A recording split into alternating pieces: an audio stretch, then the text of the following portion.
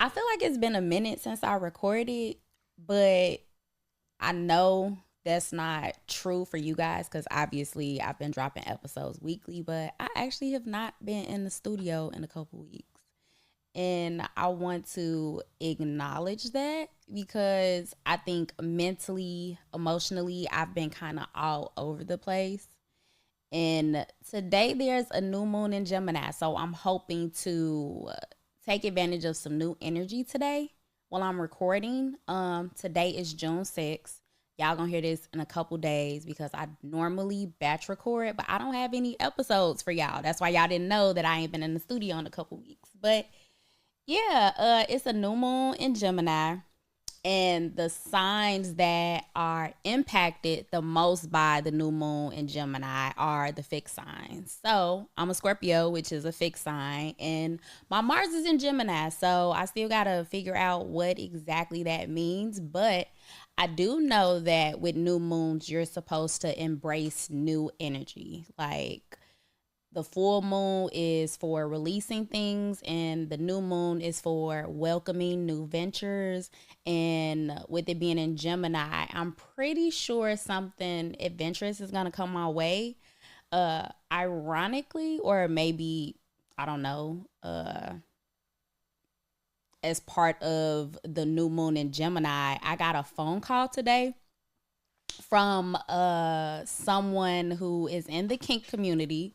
It was super, again, random but not random, but today they reached out to me about a potential partnership. So I don't know, this may be a new endeavor that I can look forward to. So I'll keep you guys posted. Y'all know I'm always getting my hands into something. I'm always doing something. So I'm looking forward to kind of taking advantage of that new energy. That said, it is June. It is Pride Month, right? A couple days ago was June 2nd, which is National Sex Workers Day. So shout out to all the sex workers, those that, myself included. I am a sex podcaster. I am a sex coach. So that means I do sex work, right? And if you are a content creator, if you are someone who is within the lifestyle, shout out to you, especially if you're listening to this podcast. But again, it is Pride Month. Again, my emotions have kind of been all over the place because in addition to June 2nd being National Sex Workers Day, that was also my father's birthday. So I've kind of been super emotional this past week and I haven't really been wanting to do anything. Not gonna hold y'all. Um, but I've also been trying to get out of that space. So today is really the first day where I'm like, okay, cool. What are you gonna do to move forward and do something productive? So yeah, now I'm in the studio. Um, with it being Pride Month, and one of the conversations that I was having earlier with someone around the miseducation of sex, which is a huge part of just the miseducation of also understanding people that identify or are even allies of the LGBTQ community. There's just so much bad information around sex. I saw like a post earlier on social media where they were talking about this new sexually transmitted disease. And when you read the comments, it's all of this fear, right? Just a bunch of fear. When ultimately it comes down to safe sex practices, whether regardless of how you sexually express or sexually identify, you should be practicing safe sexual practices. You should be being honest and transparent with your partners. You should be engaging in things that feel healthy and safe for you. Um and prioritizing your own health. Your sexual health is your priority. It is not the priority, it's not anyone else's responsibility. So we have to move forward and navigate that as such, that our health is our priority. What someone else eats does not make us shit. Their health is their health. They have to take responsibility for that. We have to take responsibility for ourselves. Guys, make sure you're getting tested. Regardless again of how you sexually express and sexually identify, these things are important. I was watching something else earlier today where they say there's a huge rise in HIV amongst Black women, and it is because of the lack of resources. So, for example, when they started the PrEP campaign to push PrEP to mostly the gay community, they kind of left out Black women, even though they're a huge part of the community as well, because there are, some down low guys that might still be having sexual interactions with heterosexual women. And either way, they are hugely impacted right now. So, again, this is just a friendly reminder to, again, prioritize your sexual health. Go get tested. Do what feels right. Do what is consensual for yourself. That said, I want to get into some definitions because I talk about how you sexually identify and how you sexually express, and those things can be different. There's a reason that I talk about them differently, right?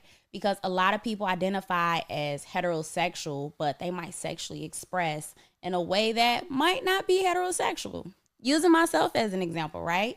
I do identify as heterosexual. However, sometimes I sexually express very lesbian like, right? I engage in lesbian activities, but that does not make me a lesbian because that is not how I label myself. So I kind of want to get into very specific definitions because, again, every time people talk about, when people joke about the LGBTQ community, they say like, oh, they always adding letters or it's always something, right?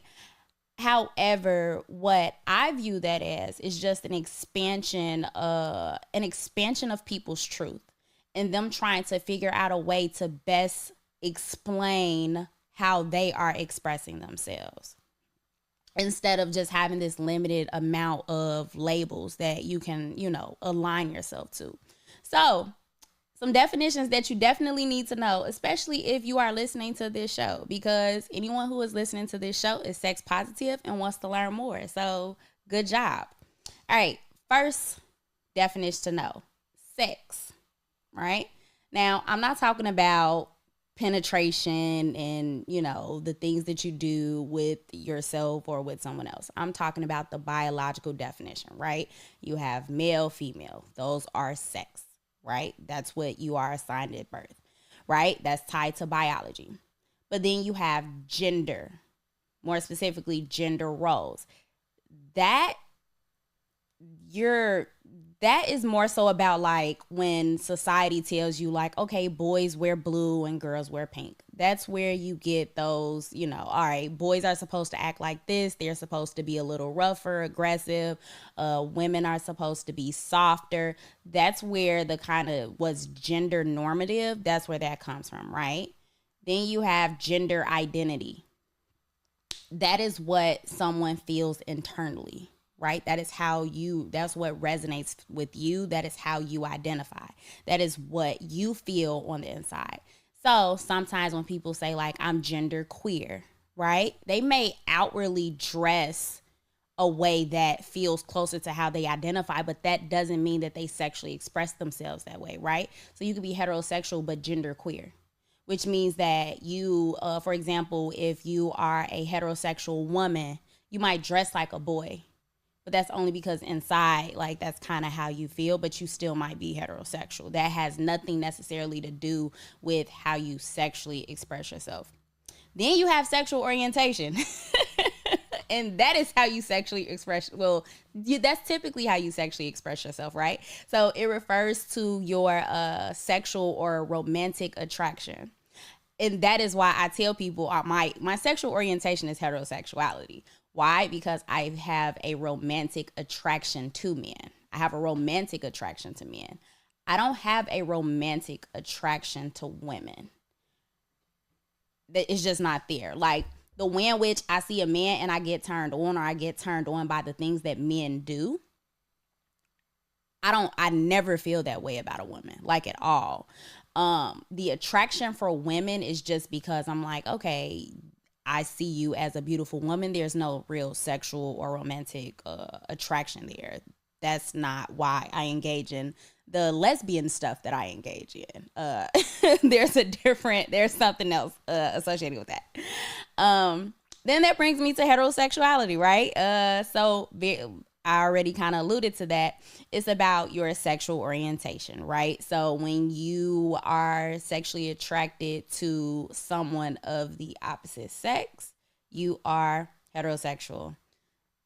Of course, you can't talk about heterosexuality without talking about homosexuality. So that is where you get into gay and lesbian identifying people, because they have a romantic and sexual attraction to people of the same sex. Or, of course, you could be bisexual, where you have, it doesn't necessarily have to be equal romantic and sexual attraction to someone of the same and opposite sex at the same level. So, for example, if you're bisexual, you might not necessarily say like, oh, I view men and women as 50-50. It might be like 70-30. You might decide as a bisexual person that you date one type of person, but you have sexual relations with the other sex. So, for example, I have a sister who is bisexual, and she mostly dates women. She gets in very long-term relationships with women. She occasionally dates men, but not like, it's more so like touch and go, right? So for, I want to say, the past like 10 years, out of 10 years, 9 of which she was in relationships with women. And more recently, she's in a relationship with a man, and I love that for her. Not because it's a man. I love that for her because she's with someone that I can see genuinely cares about her. Sometimes what I've seen in same-sex situations is that they can be a little bit more violent and aggressive in terms of like fighting and just domestic. Like, I don't like that at all.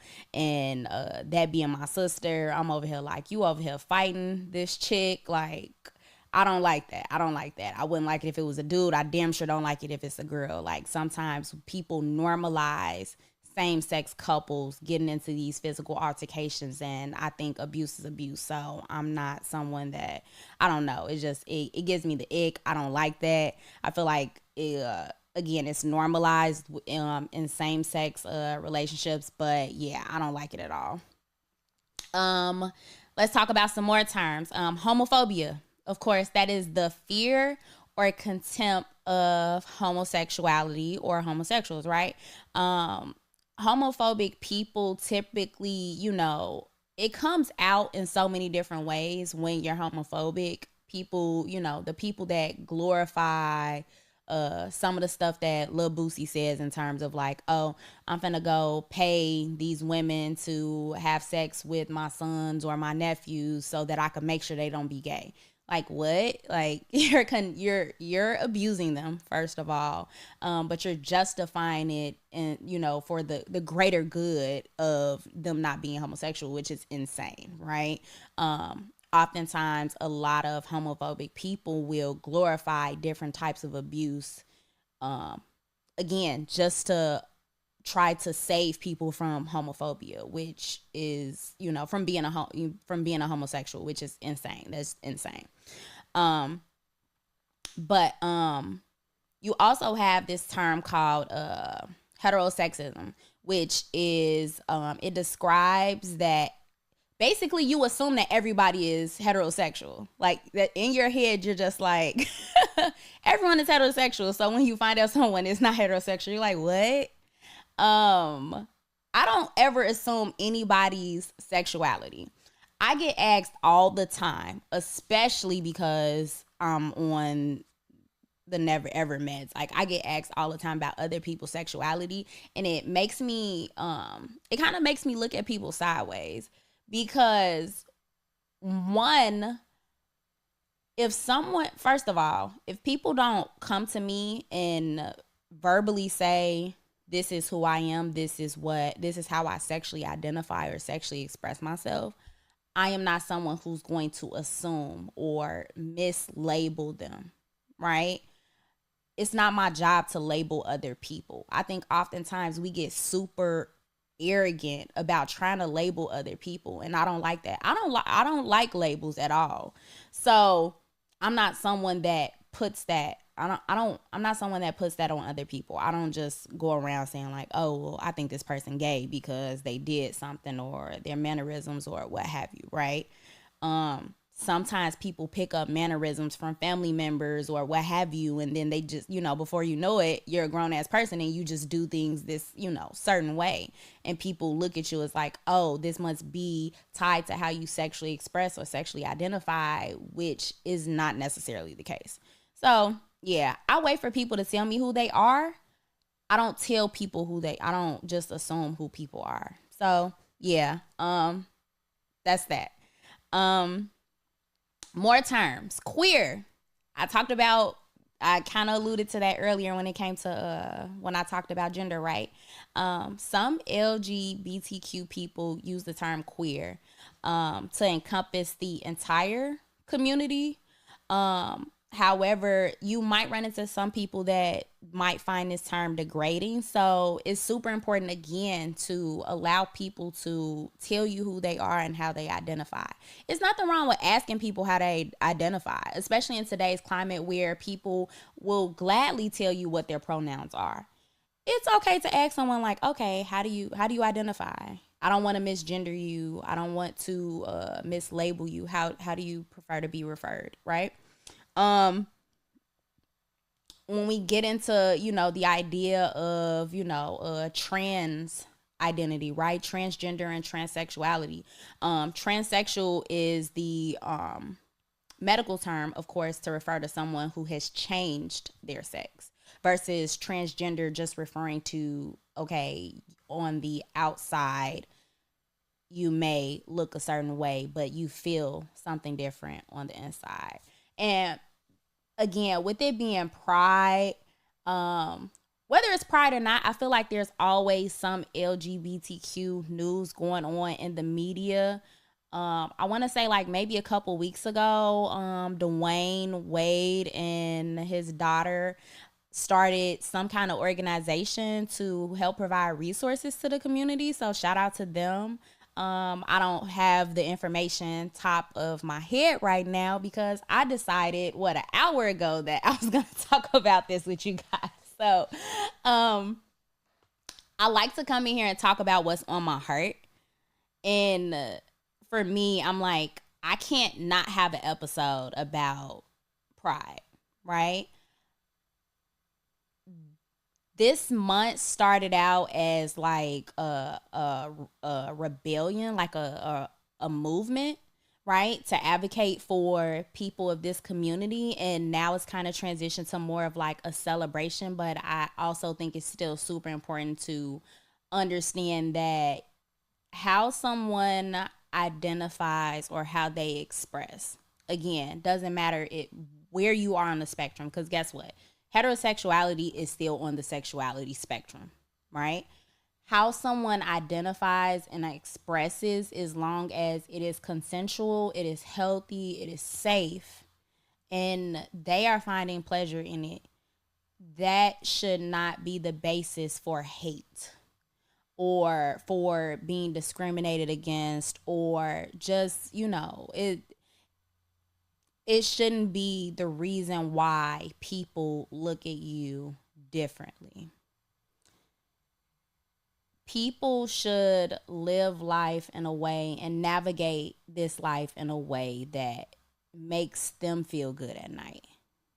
And oftentimes, people of this community in particular have to walk around with masks and feeling like, oh, I can't express who I really am or how I really feel because of all of the hate that I will receive, right?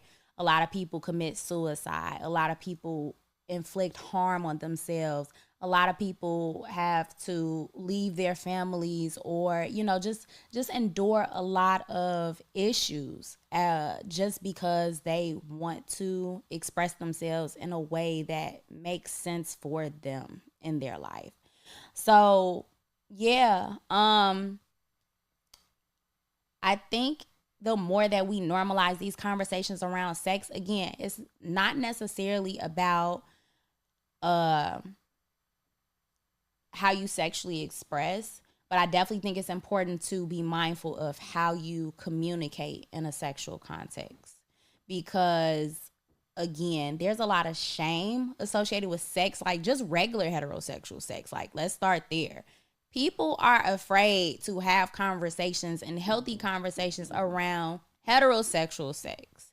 So even the thought of, the LGBTQ community being open and, expressing themselves, that's intimidating to a lot of people. But I think that the more we normalize these conversations, the more we'll be able to have safer practices, right? Continue to be safe, continue to do things that work for whatever our lifestyle choices are. Let's see what else I got for y'all in terms of I got some statistics for y'all. Gay teens are 8.4 more likely to report having attempted suicide and 5.9 times more likely to report high levels of depression compared with peers from families that reported no or low levels of family rejection, right? So when we think about mental health and it's June. So in addition to it being Pride Month, it's also Men's Mental Health Month, right? I think that's super important. When we think about the ways in which we can support people, I think it's important to understand the types of things that people might be thinking about or going through. When you understand how someone expresses or identify, you can kind of find ways to even though I don't identify or express in the exact same way, I can relate to you on some human level, right? I hope that we all can get to a point where we are we are being graceful and empathetic to other people, because I think once we're empathetic and graceful with other people, people will feel safe with us. And then I don't know, like for me, that just makes the world a better place. Like that genuinely makes the world a better place. That makes it good to live in. Yeah. What else do I got for y'all? Um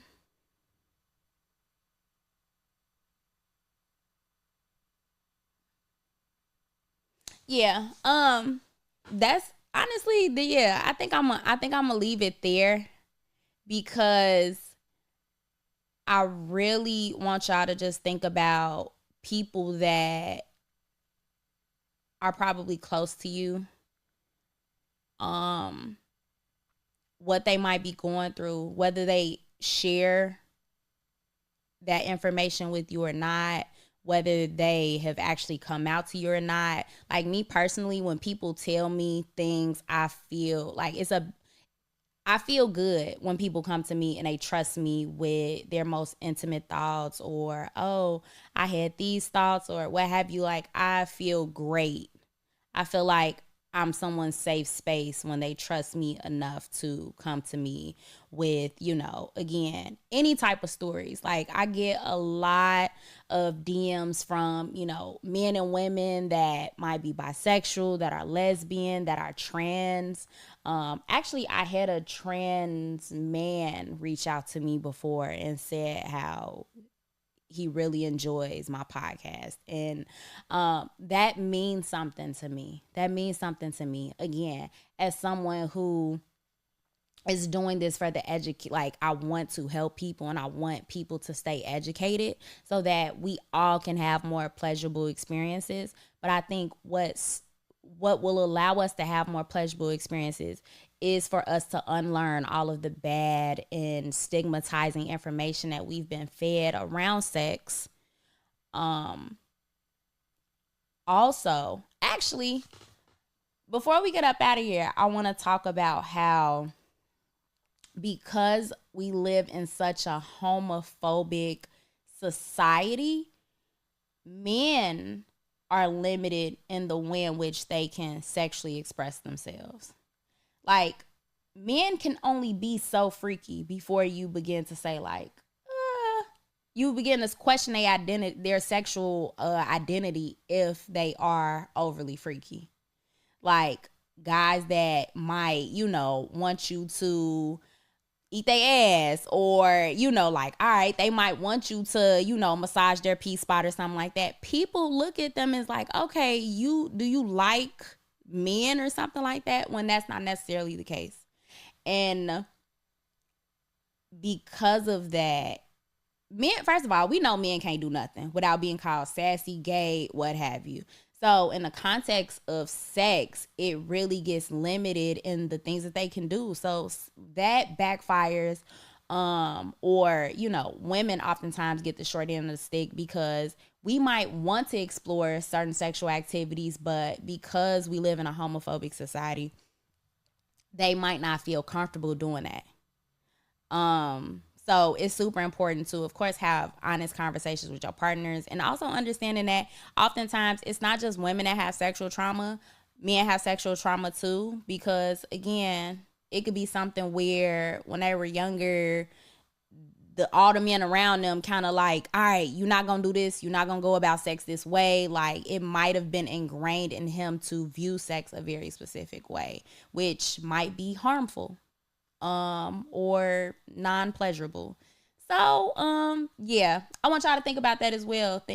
Especially if you are a black man listening to this, think about your hard nose and your boundaries, and ask yourself why. Why does that boundary exist, right?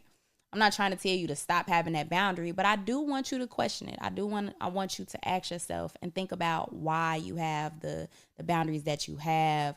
I've run into men that don't want you to touch or lick their gooch. Ask yourself why. Is that too close to your asshole? Do you feel gay? Like, or do you secretly like it, right? A lot of men are afraid to admit that they like their nipples licked and played with, because again, they feel like, oh, the licking and sucking of a nipple should be reserved for women. But at the end of the day, it's a very sensitive erogenous zone for men as well. So yeah, I think all of that plays into, again, the homophobic aspect of society. And once we begin to unlearn those bad habits, I think that everyone will be having better sex.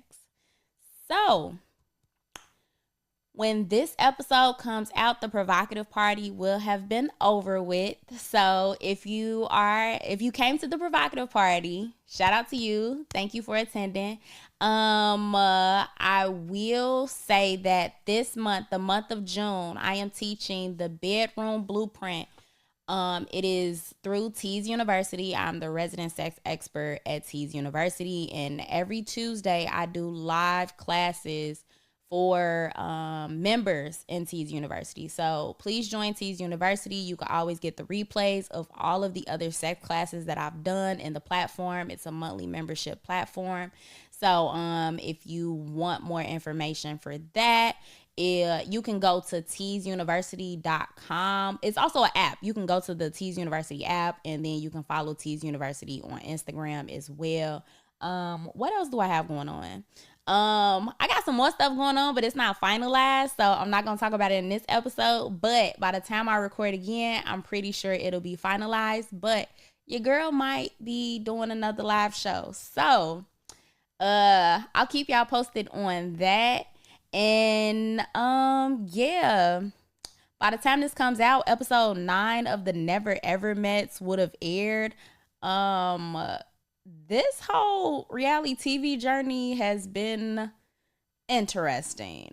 People are weird. And I'll leave it at that. And yeah, still accepting sex coaching clients. So I do majority of my calls on Thursdays and Fridays. So if you are looking for sex coaching services, please shoot me an email, or you can DM me on Instagram, and I'll get you set up with that. And that is all I have today. So I will see y'all next time.